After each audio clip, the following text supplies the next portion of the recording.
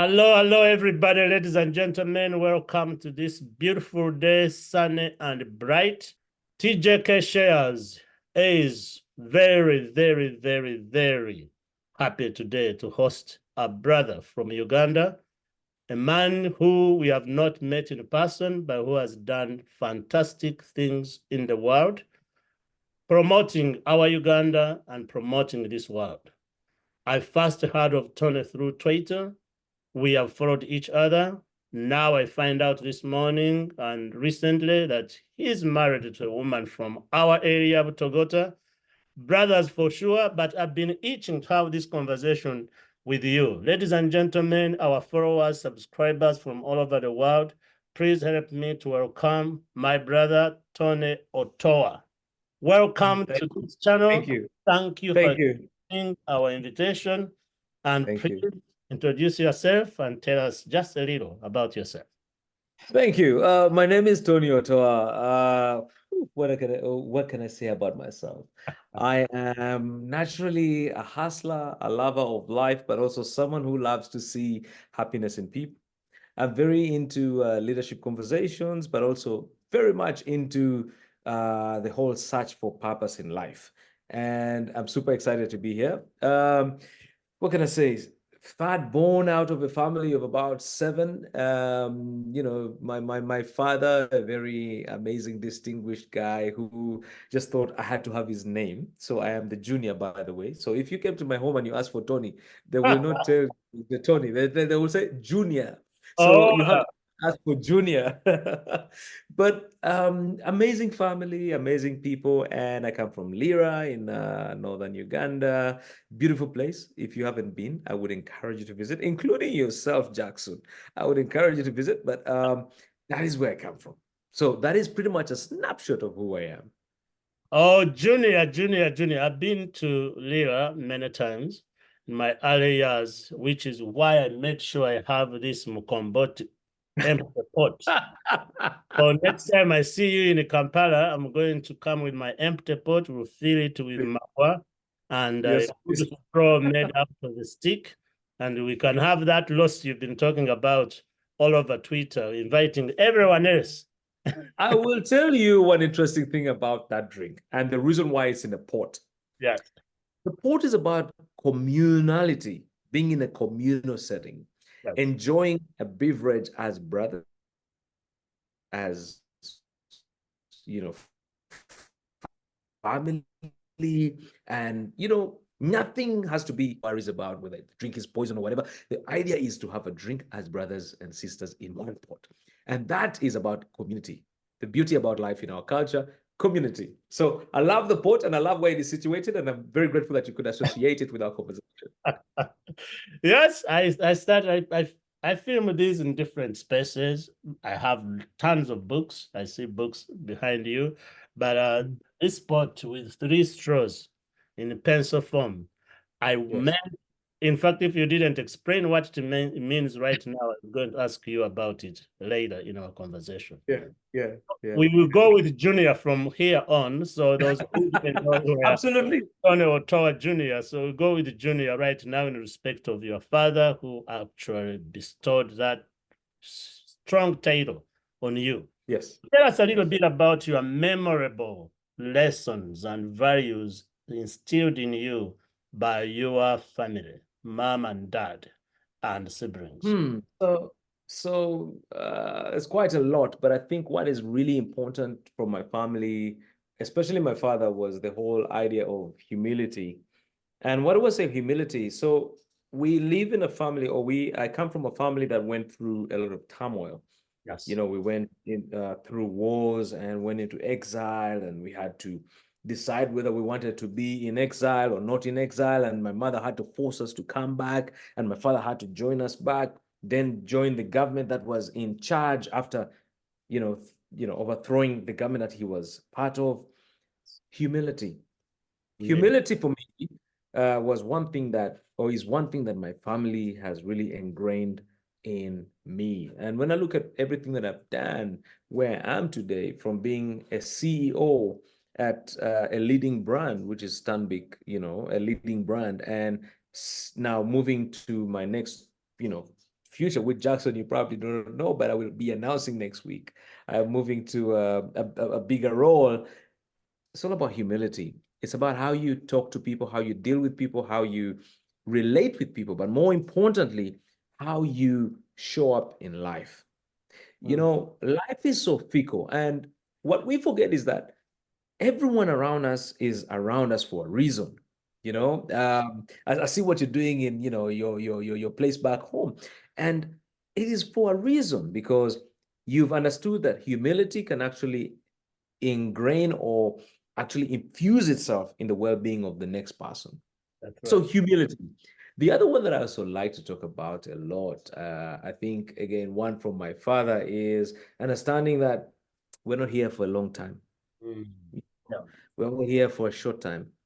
Jackson, you might think you have 100 years to go, but we're Ah, not here for a short time. So the things that we should focus on are things that are pertinent with our purpose and with our ambitions. Purpose, I'm talking about things that we are affectionate about and things that create meaning in our lives. My father, with all of what he has done over the years and time, has understood one thing. Money is not king at the end of the day. It's your relationships that you create with people, the that's kind of right. creation. Family, okay? Family, and most important of all, living a good life. And what do I talk about meaning of a good life? You know, I'm too stoic whenever I talk about these things. But it's really about asking yourself, am I living a life that is meaningful to my next man? Mm. Am I impacting socially, economically to the next guy? Am I, or will I leave a place and the guy says, I would never be the way I am because of this guy, or if this guy was not around, I would never impact this way. Mm. So those two things for me are very important: purpose and humility. And I think my father did a great job in instilling that in us. So that's pretty much what I could say as a preamble to that conversation. Whoa, okay. Your father needs to be hosted on this Are channel. you pulling up a Bible or something? Your father needs to be hosted here. No, I'm pulling up a Bible because when I was looking at all many things you do, Yeah, yeah. I'm wondering how do you stay motivated to excel in all these different fields, despite the Mm. challenges that you face as a human being. And for those who don't know, we haven't had that announcement. By the time this episode comes out, the announcement will be out. Tony Otoa Jr., among so many other things, is a professional speaker. He is the leader and CEO and founder of Ubuntu Leadership Safari. Mhm. You lead a new, amazing, innovative thing called Uganda Tuka Wapi. Tuko wapi? Where are we? Where are we Tuka Wapi? You Yes. are a consultant in energy sector.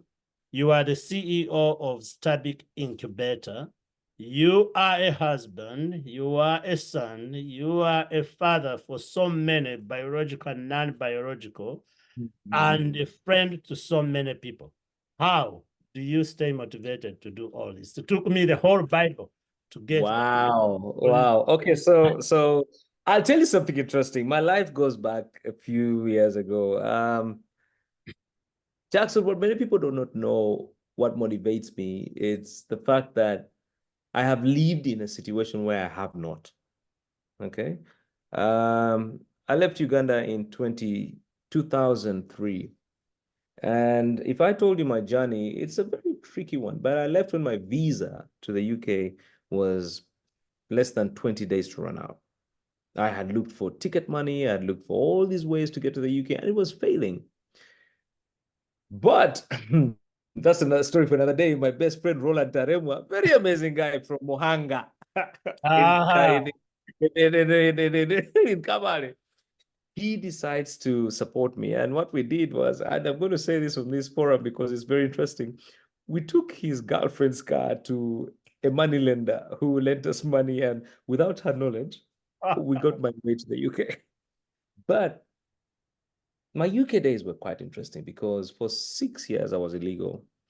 And during these 6 years, what happened to me was I don't know if you've been to the UK or London, but I have been. Yes. getting on a bus to your workplace. Yes. I was working in the kitchen. I started off working at a car wash. Okay. After the car wash, I decided I need to work in somewhere warm because the car wash, you're washing cars and your hands freeze, and then you have to put them in warm water and then come back and wash. I said, no, this is not my life. I need to find a place in a warm place. And I found a job at TGI Fridays in Croydon. And Jackson, when I was interviewed, where that is located, but go ahead. Yes. yeah, so when I was asked if I had worked in a kitchen before, I said I hadn't worked in the kitchen before, but I was willing to learn. I moved into this kitchen job, started off as a dishwasher, and in less than a year, I graduated to the grill. And that's why you see me grilling a lot. Okay. Oh, Yes, that's why I grill a lot. So for 6 years during my legal years, I was a grillsman. I was flipping burgers, steaks, and all these things that you think about. I only decided to go back to university at the age of 28 when my mother passed on. And for me, it was important for me to respect her by going back to school. Senior 6 dropout to now saying I want to go to university. So I applied for universities, Oxford Brookes, Middlesex University, and many more. And I got all of those, but I settled down for Oxford Brookes University. And I did my bachelor's degree in international law, international relations, and focused on international relations for my master's, rather international law for my master's. yeah. Now, how does this relate to the question you asked me? During those 10 years of my hustle, I learned that it's important to keep going. That's number one. Yes. Keep going. Go on. You see, we always hope and wish people can come and take care of us or support us or mold us, but they also they have their own obligations. They have their, issues. Yes. So you have to think about yourself being your chief motivator, okay? Your chief cheerleader, okay? That's number one. Number two, I had to work 3 jobs to go through university. But never know this. Nowadays people see me as CEO. They say, oh, Tony, you're doing well. Your father really took well of you. No, Jackson, let me tell you how my day ran on a normal day. I would wake up from 9 a.m., go to university up to 2 p.m. From 2:30, I would be at Ladbrokes, a betting firm where I was a cashier, up to about 8:30. 8:30, I would go to a kitchen in a place called Headington in Oxford, where I would do last-minute orders, wash dishes, take care of the kitchen until midnight. Midnight, I would head to the post office to sort out letters until 4 a.m. At 4 a.m., Jackson, I would go sleep. And it was repeat, repeat, repeat. So when you ask me where I get this motivation from or where stuff is happening, you can clearly see I've seen it all. So when I see a lot of people saying this is difficult, I'm like, you haven't seen what difficulty is, where you have no transport to your workplace. You haven't seen what difficult is where you have to eat at your workplace because you have no food at home. You haven't seen what difficulty is because the bursar at the university is telling you he's cutting you off your library, your computers, because you haven't paid your fees. And by the way, whenever I would come with my fees contributions, £500, £1,000, and the guy is like, oh, you will have to be disconnected from the system. Jackson, that is what makes me grind today. So today, so many things happen, but I'm unfazed because I've been like, I'm always like, I've been through worse than this. Yes. So I can actually go through this. And everything that we go through as humans, I will be very honest with you, is very temporal. Your suffering or your happiness is temporal. But remember that in your suffering, you need to prepare for the good days. And in your happiness, you need to prepare for the bad days because they're going to come. Yes, yes. The mindset thing. Mindset. So, yeah. Oh, Tony Jr. What you did right there, for those of us who are listening, this man goes out and is hired to speak. The knowledge you've received so far, even if we cut the episode right now, is worth it. But for young people, most of our listeners are young people. And Yeah. motivation to start this channel, they kept thinking the Jacksons and Tonys and the Kassenenis are dropped out of heaven to just start. Mm. When Mm. I walked 7.5 miles to go to primary school, Mm. tell them my journeys. I've written books about this. Many Mm. don't read that. They see the CEO Jackson who lives in the United States in Dubai yesterday, tomorrow is in Shanghai, and they forget what really built. Thank you for sharing the Cradon days. Thank you for sharing the 3 jobs to put yourself through college. People Yes. are refusing to work on Kampala streets because Uncle Tony is going to send them money. Yes. Yes. Yes. Girlfriends are refusing to take jobs because the sugar daddy so and so is going to buy. Oh, I'm Yes. keeping So, company. Jackson, what you're just explaining right there is the process. Because today we are ignoring the process, but wanting results. You know, we want to live a good life. I want to live like Jackson. I want to travel. I want to do all the things. But we're forgetting that before you get there, you have to go through the process. And the process might be great or bad, but it builds to the ultimatum, which is the happiness and the right place where you want to be finally. Yes, Tony, where you referred to as Nyakajezi, those $3.8 million buildings you see in Kambuga, before they were there, my parents used to buy 1 pencil for 5 children. And Wow. I remember that, but let me tell you.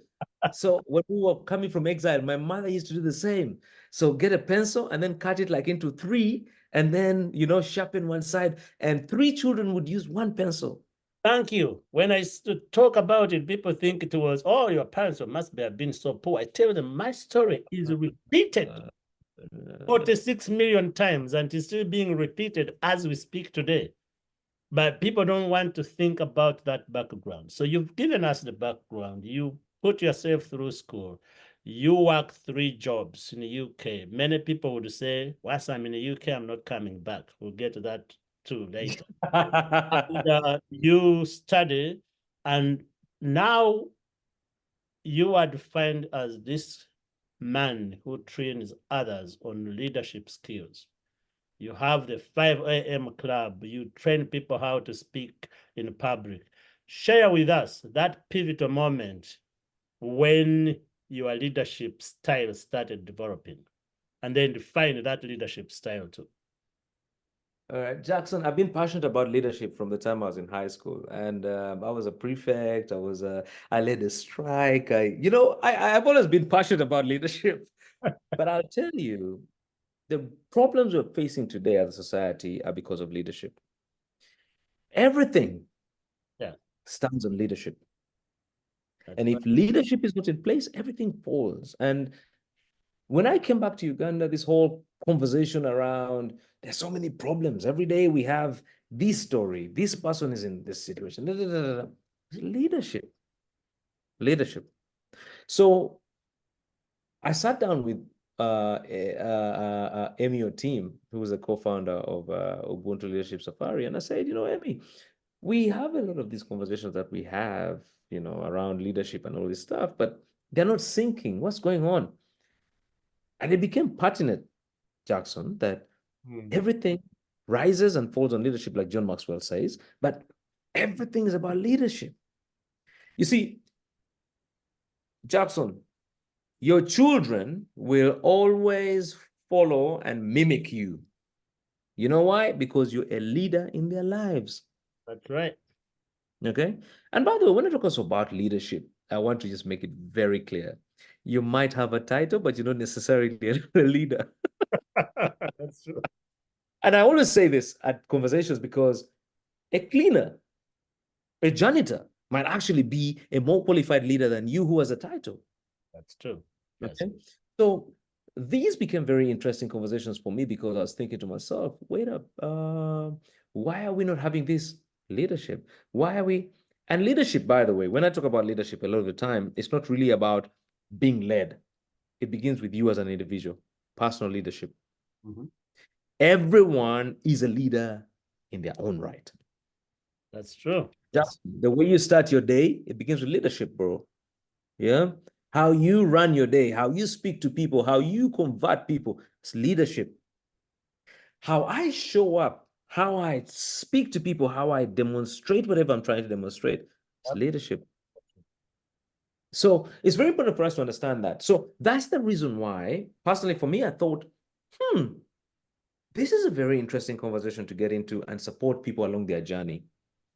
Now, I've had the privilege of being in leadership positions, which makes me super excited about this. And I say to myself, how do I serve this to the world? How do I get people going through the same process? People talking about mentorship. How do I support people with the right mentorship conversations that can help them along their journey? So when we started Ubuntu Leadership Safari, we were saying, how can we support people get the right mentors to take them along the right journey that they want to go through? And I'll be very honest with you, we've had so many testimonies of people having great jobs, changing their lifestyle, doing things differently, and being the best people that they can be. And this goes down to the idea of leadership begins with you as a person, personal leadership. When you wake up in the morning, what do? I am an early riser. I wake up at 4:45 every morning, except the weekends. And I'll tell you for a fact, it's an opportunity for me to reflect on the day before. It's an opportunity for me to reflect on the day that's coming ahead of me. It's an opportunity for me to exercise and be the best version of myself.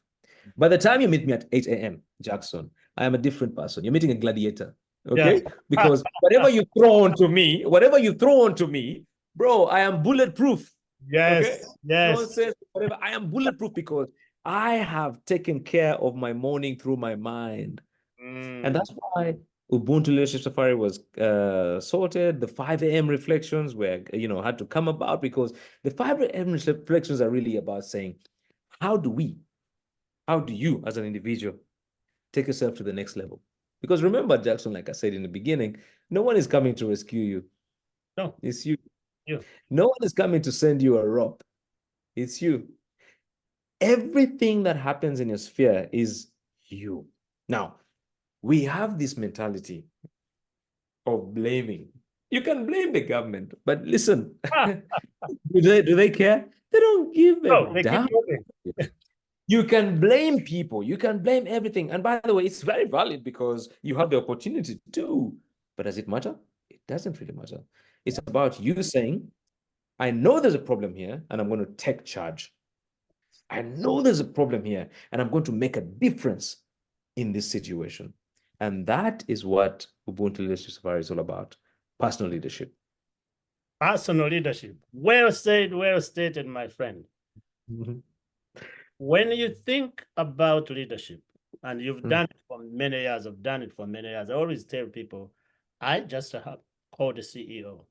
I am as a servant to everybody, and I've said this to the person who cleans our compound. This man here, he sings in a choir, he cuts his grass, he has 3 boys who perform the best in his school. He never got education. That's a leader right there. And so when we have our retreats for Nyaka, we get all these 150 places. I sit all those people in front of our desk. We who have the titles serve them. And people will say, why? I say, those, we learn so much from them. They are paid the lowest money. They are working the longest hours. And here they are in a retreat. I don't want them to do that because they are leaders. Please do share with us an experience where you had to demonstrate leadership in a challenging situation. There are many. There've been many. There've been many, but you see, those go back to number one, how you want to make this happen, not just for you yourself, but it's really about the people around you. You see, leadership ceases to be about you in most of the cases, and in actually, I'll have to say in all of the cases. Yeah. And in one of the cases that I've been through, it's really a situation where you have to make a decision where people have to either lose their jobs or they have to stay. Now, when I say it's not about you, it's about you thinking about these people, their obligations, their families, their things that are connected to them. And when I say it's really not about you, it's really saying, how do I make myself of service to these people? Mm. No, a lot of the time when we talk about leadership, we just forget about the whole idea of service. But leadership is really about service. The reason I'm in a situation, Jackson, is not for myself or the title, it's to serve you better. Yes. God puts you, and the reason why God has given you whatever you have is for you to be a funnel for Yeah. other people. He has singled you out to say, I like this guy, I like his attributes, and I want him to do this for me. So it ceases to be about you saying, oh, I am the CEO, I am the manager, I am the coolest guy. No, God has just simply empowered you to be at a different level from everyone to provide his mission for him. And whenever these things happen for me where I have tough decisions as a leader, I always ask myself, what would I feel like or be like or think like if I Mm. was this guy and someone else was to decide for me? And I'll be honest with you, for me, that's really the cornerstone of how I manage and deal with these conversations. How I also think about the future, especially around the people that I lead. But it's most important of all, most important of all is for me, the idea of empowering my people. I'm leaving, this will be my last week at my current job, but Yes. I'm so proud that the people I have left have been running the show for the last 1 month and a half. You know how that makes you feel? Yeah. Legacy. Because these guys can keep talking about or supporting me even wherever I go. But also, I can leave or look back and say, these are the guys I set up. These are the guys I put together to make things happen. Mm. Legacy is the most important attribute that any leader should have. Whenever I go into a new job, by the way, I always have this thing of I now need to start my exit, and I need to start my exit because it's an opportunity for you to think that or to believe that you are not there forever. That, So build systems, build amazing people, encourage people to take on the mantle of leadership and let them rise. So back to your question, I'll be very honest with you. A lot of the time, I'm very much of a yellow personality wise. We're the happy ideas guys. We love to have the blues around us. The blues are very meticulous, that's detailed people. They will complain when there's no a full stop in a certain place, but they're the people we need, okay? yes. And that for me is what I need because those are the people that help me make a lot of these amazing decisions. And Tony Otoa Jr., the junior emphasis. I promised we would do this in one scoop. Want to come back and talk about advice for young people who are Yeah, the next generation. What you just said right now, I will re-emphasize it. By moving from one job confidently as you are, it means you've done your mark, you've trained the people who are taking on their mantle, and that's what every leader ought to do. yeah, Train other leaders, lead other leaders, be led by other leaders. So when you move to the next room, the room you left still has more leaders. And absolutely. you've done it. This is Absolutely. part one of our conversation with the one and only one. You've heard about his journeys, you've heard about his influence by his father and his mother, and you've heard what he's giving to society, which he has already given to you in the last 30 minutes. Part one is done. Part two coming up. Don't go away. Next week, we'll be talking to Tony, following up. He's going to give you practical advice. He's going to give you information for free here that he gives for pay. He's going to take you in a CEO room and he's going to take us on a safari he just took recently. Yuga Toko Wapi. Happy. That's right. It next. Thank you. Share, continue to subscribe. And remember, this is a place you find ordinary people doing extraordinary things, which you can do because we are all created the same way and we can do what each of us are doing. Thank you for watching. Keep sharing.